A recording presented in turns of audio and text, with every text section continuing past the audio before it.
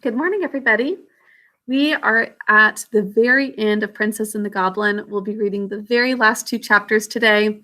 So it seems as if everything's kind of winding down. Yesterday's reading had a very kind of happy ending, but the story's not over yet.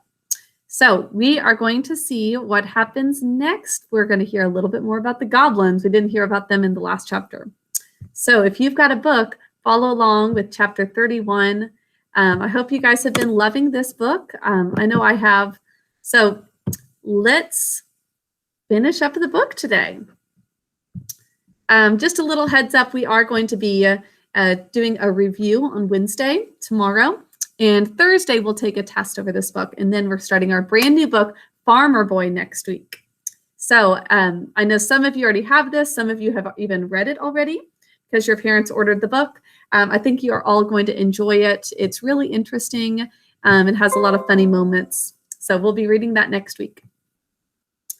Now, the king's harper, which means like a harp player, who always formed a part of his escort, was chanting a ballad which he made as he went on playing on his instrument, about the princess and the goblins and the prowess of Curdie, when all at once he ceased, which means he stopped, with his eyes on one of the doors of the hall.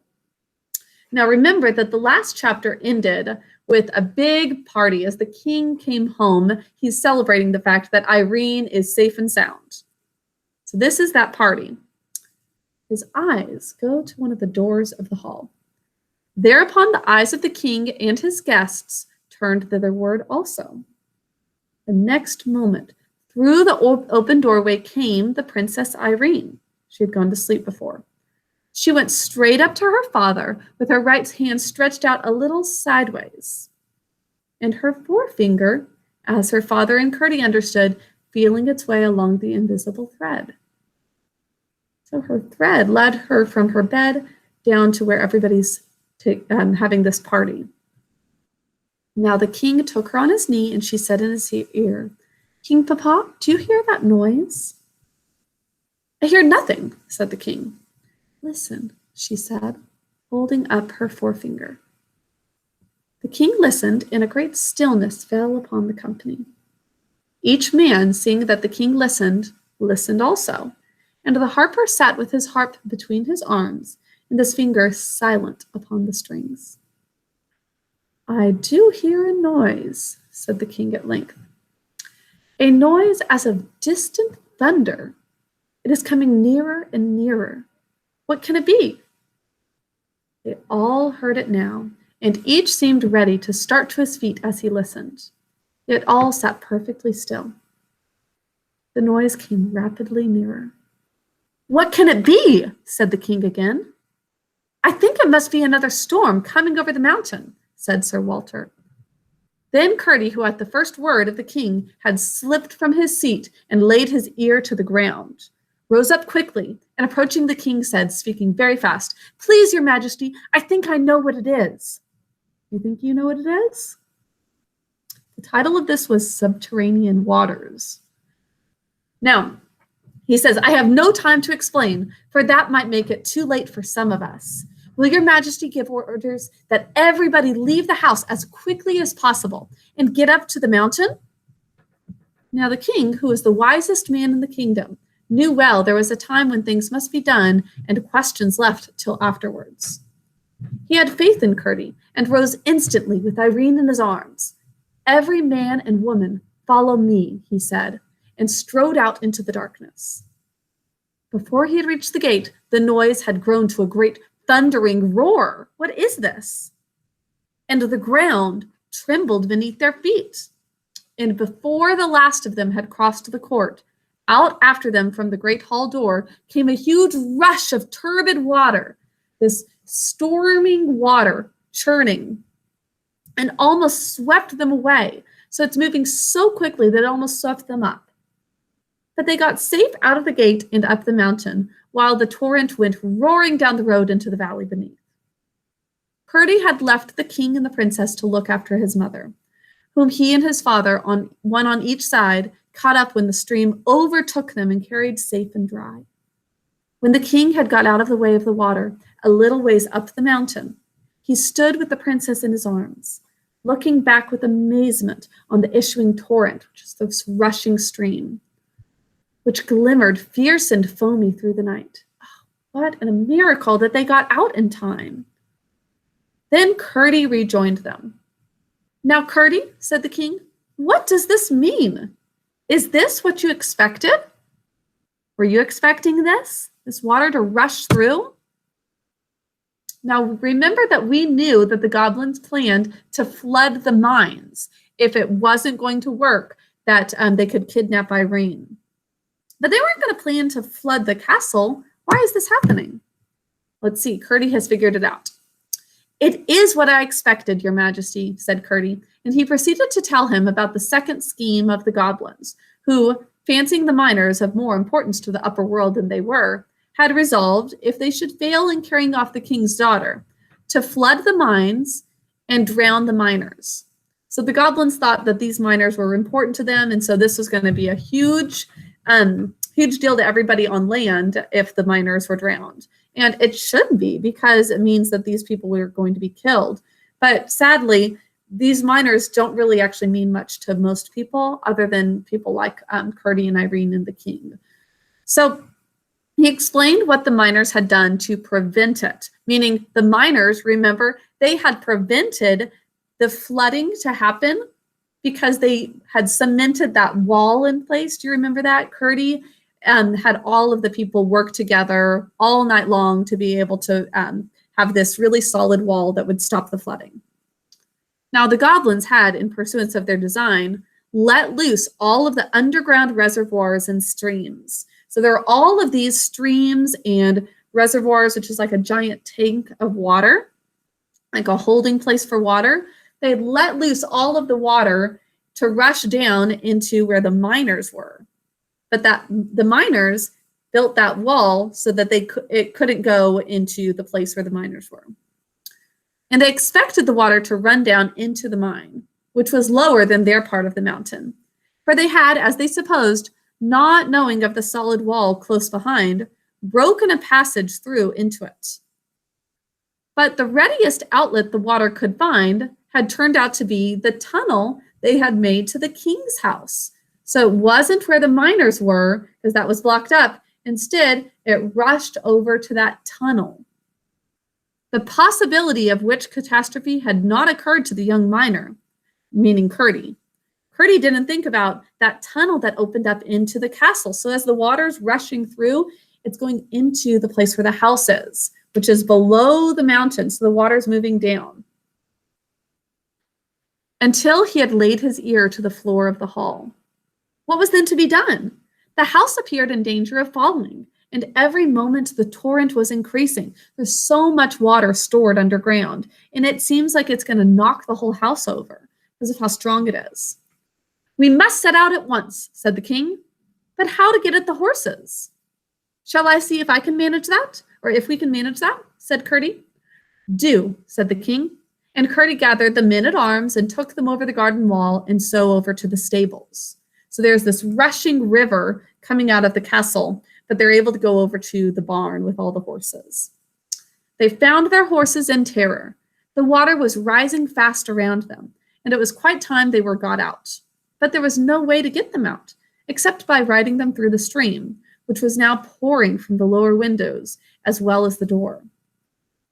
As one horse was quite enough for any man to manage through such a torrent, Curdie got on the king's white charger and, leading the way, brought them all in safety to the rising ground.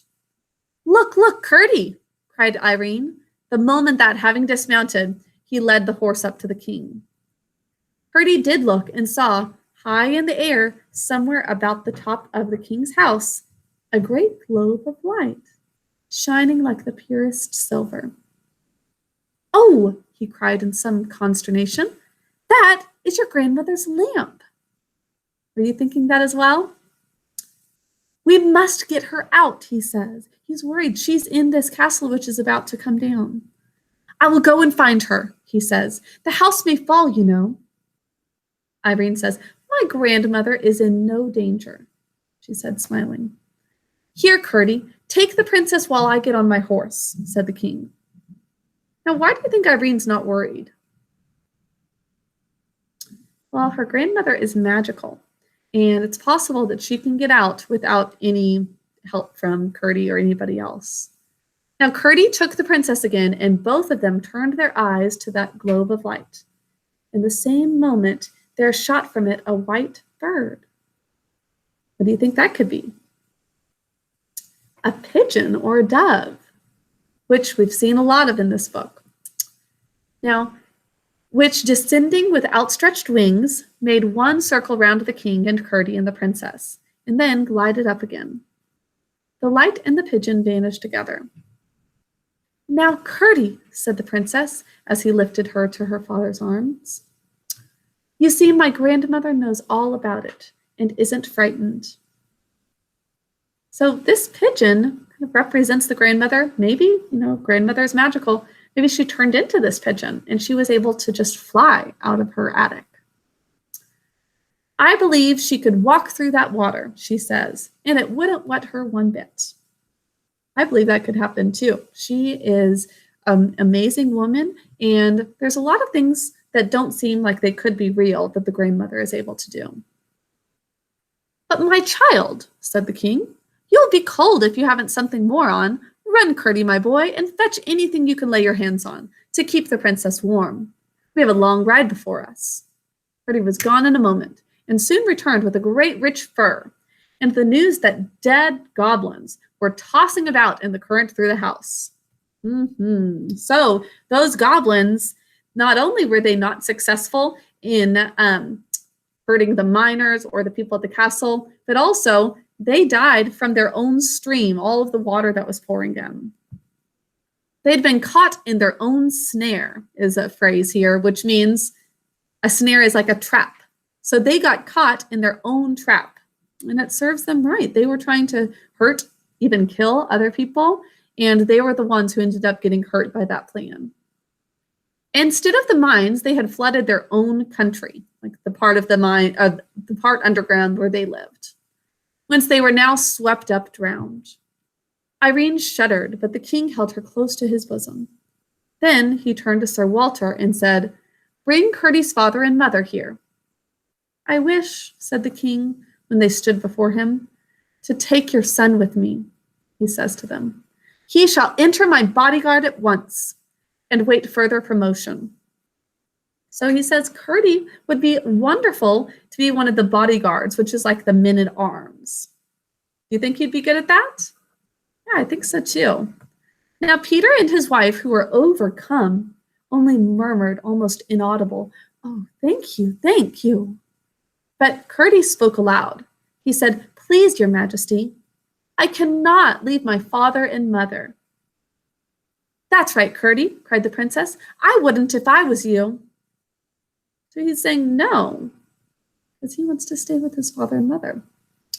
The king looked at the princess and then at Curdie with a glow of satisfaction on his countenance. "I, too, think you are right, Curdie," he said, "and I will not ask you again, but I shall have a chance of doing something for you sometime." He says, "Your majesty has already allowed me to serve you," said Curdie. "But Curdie," said his mother, "why shouldn't you go with the king? We can get on very well without you," she says. "But I can't get on very well without you," said Curdie. So he doesn't want to leave them, and why is that? He says he can't do without them. Not only is he still, just a boy, but also he loves his parents so much, he can't leave them. He would feel way too sad. "The king is very kind, but I could not be half the use to him that I am to you. Please, your majesty, if you wouldn't mind giving my mother a red petticoat." That's the one thing he's going to ask for, that red petticoat from early on. "I should have got her one long ago, but for the goblins." Remember, that's why he was going to work long.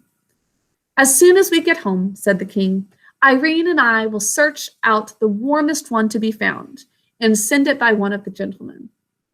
"Yes, that we will, Curdie," said the princess. "And next summer we'll come back and see you wear it, Curdie's mother," she added. "Shan't we, King Papa?" "Oh, yes, my love, I hope so," said the king. Then, turning to the miners, he said, "Will you do the best you can for my servants tonight? I hope they will be able to return to the house tomorrow." The miners with one voice promised their hospitality. Then the king commanded his servants to mind whatever Curdie should say to them. And after shaking hands with him and his father and mother, the king and the princess and all their company rode away down the side of the new stream, which had already devoured half the road, into the starry night. So that is the end of chapter 31. Did the goblins' plan work? Not the way they were expecting it to. It backfired on them. They got caught in their own snare. And we see that Curdie is not going to join the men-at-arms, even though the king wanted him to. He is just going to stay with his parents, which I think was a smart decision. So let's start now the very last chapter. And this is a very short one, just a couple pages in the book. But we'll go ahead and get started on chapter 32. All the rest went up the mountain and separated in groups to the homes of the miners. Curdie and his father and mother took Ludi with them, and the whole way a light, of which all but Ludi understood the origin. What is the light? Grandmother's light, that's right. It shone upon their path. So Ludi still doesn't see it and doesn't believe it. But when they looked round, they could see nothing of the silvery globe. For days and days, the water continued to rush from the doors and windows of the king's house, and a few goblin bodies were swept out into the road. Curdie saw that something must be done. He spoke to his father and the rest of the miners, and they at once proceeded to make another outlet for the waters. Oh, so that was smart. They opened up some other spots so that the water would go away from the castle. By setting all hands to work, tunneling here and building there, they soon succeeded, and having also made a little tunnel to drain the water away from under the king's house, they were soon able to get into the wine cellar, where they found a multitude of dead bodies, dead goblins. That is where the tunnel opened up, so it makes sense that that's where most of the dead goblins were washed up. Among the rest was the queen.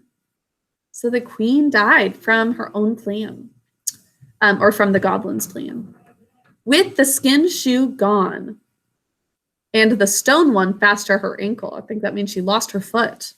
For the water had swept away the barricade, which prevented the men-at-arms from following the goblins, and had greatly widened the passage. So they had barricaded, and the men-at-arms couldn't follow looking for Irene, but now it's gone and it's wider than ever. Now they built it securely up and then went back to their labors in the mine. A good many of the goblins with their creatures escaped from the inundation out upon the mountain. Inundation means like overwhelming amount of something, especially with water. But most of them soon left that part of the country, and most of those who remained grew milder in character, and indeed became very much like the Scotch brownies, which is, I'm sure, a funny phrase for you all to hear. This was like from Scotland, a mythical creature that was kind of like a goblin, but a little nicer. They would even like help out with things around the house or farm. For those of you who might read Harry Potter, it's like the house elves kind of. And the brownies are part of a lot of different other stories that some of you might be reading. So they are a little mischievous and tricky, but they're actually quite a bit nicer than the goblins. These goblins in our story are just evil, but the brownies are pretty nice in general. Their skulls became softer as well as their hearts, and their feet grew harder, and by degrees they became friendly with the inhabitants of the mountain and even with the miners. So the goblins become nicer and nicer and maybe are even friends with the miners. But the latter were merciless to any of the cob's creatures that came in their way, until at length they all but disappeared. So the creatures are gone. The rest of the history of the Princess and Curdie must be kept for another volume. So this is not a full series, but there is a follow-up book to this one called The Princess and Curdie. So if you are interested in reading that one, then you can certainly pick that up. I don't think it is nearly as good as this one, but it does tell you more of Princess Irene and Curdy's story. So that is something that you should be able to find anywhere online, just called The Princess and Curdy. And what did you all think at the end of the story? I think the author did a wonderful job of tying up everything. We found out, that the Goblin's second plan didn't work out, and thankfully, there was justice that they weren't able to have their plan work out. That was really for evil purposes, and instead it hurt them. So, and Irene and Curdy are happy and just with their family. Curdy choosing to stay behind with his parents, I thought was a great ending. And some of the goblins have also changed their heart and softened and have become nicer to everybody too. So that was nice to see. So you've got some questions to answer over this. Tomorrow we'll go over a little review, and then Thursday you'll take a test so that we can start a new book next week. I'll talk to you all soon. Bye.